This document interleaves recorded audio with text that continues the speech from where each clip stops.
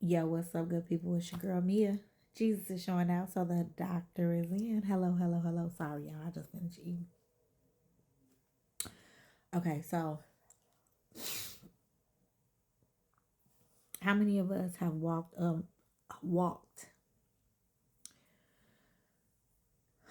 behind some of the most egregiously horrible leadership?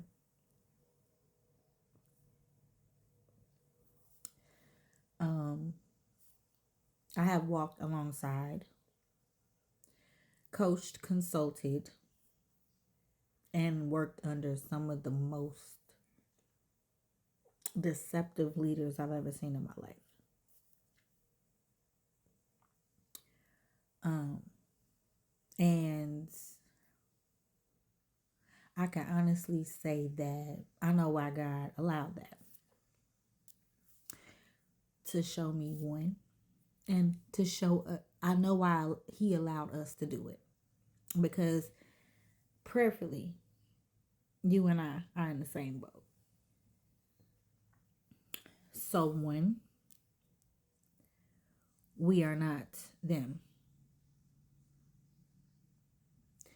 Number two, we never lose a team, even though we leave a team behind. We never lost the team, meaning the team never left us. That's how you can identify. And I'm not comparing, I'm just stating facts. That's how you can identify a good leader. Good leaders don't lose teams. Now, Jesus didn't lose his team. He just transitioned. He elevated beyond the team so that he could better support the team from a higher position. Come on, right? So, with that being said, strong leaders don't lose teams. Now, they may elevate to a position to where they can better support the team, but they don't lose teams.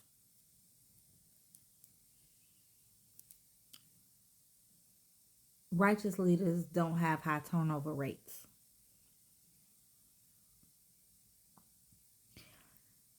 Righteous leaders serve first, lead second.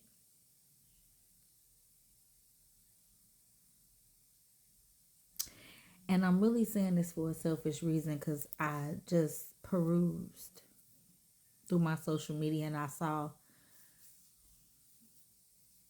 a leader that I used to follow. And I admired them for a time, looked up to them, and was even seeking to build with them. But then the veil came up, and I saw the consequences that might come from that partnership. And even in seeing it now, I can see how one would be deceived into following them.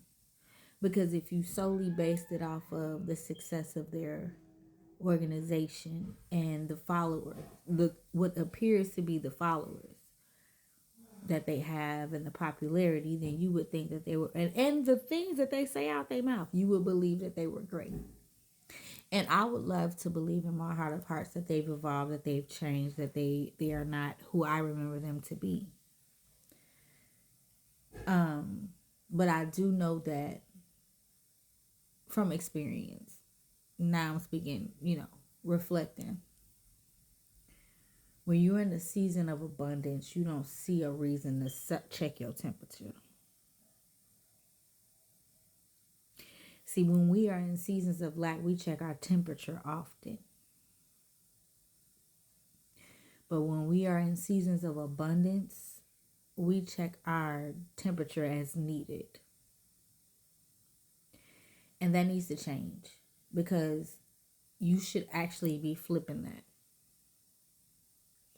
You should check your temperature more often when you're in a season of abundance, to ensure that you haven't been turned over to a reprobate mind and the Lord is just letting you, you know what I'm saying, frolic and be free.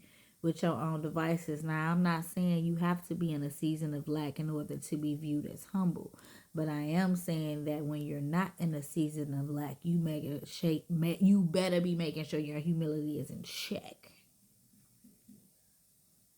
Okay. And to those of us who are able to sustain our humility no matter what state we're in, that is why you don't lose a team. That is why people that you've worked with, been friends with across the years, even if y'all falling out, when you see them, it's a welcome and embrace, because you, my dear, my kind sir, are a rare transformational servant leader, not transactional. There's a difference. And that's what's needed in the body of Christ. Body of Christ is transformation and servitude, not transaction. And that's all I got. I needed to get that off my chest though, because I almost had because I remembered my experiences with a particular leader in the past, and I was like, but I had to humble myself, because I've been there. I've been a not so great leader. I know how that affects the followers. I know how it affects me, and the type of pride that births. So I get it. But I do want to encourage those who are humble leaders, but cannot, for whatever reason, you can't manage to get in position. You are in position. The illusion is that you're not. Now, granted, you may not be getting what everybody else is getting, or what you think you should be getting, but it's because you seek the kingdom first. So your reward, not saying you won't get a glimpse of it while you're here, but you're going to get the full magnitude of it once you return to him. Let him provide the increase. And while he's providing it, y'all already know, log on to Amazon and grab them books. The Power of Air, honey. The Power of Air series. And if you want to go further back, you can go ahead and get the Body War series, which is the caterpillar season. But I feel like most of us should be in the cocoon season, which is the most recent series. But either way, the link is on my bio. Go on and let them provide the increase.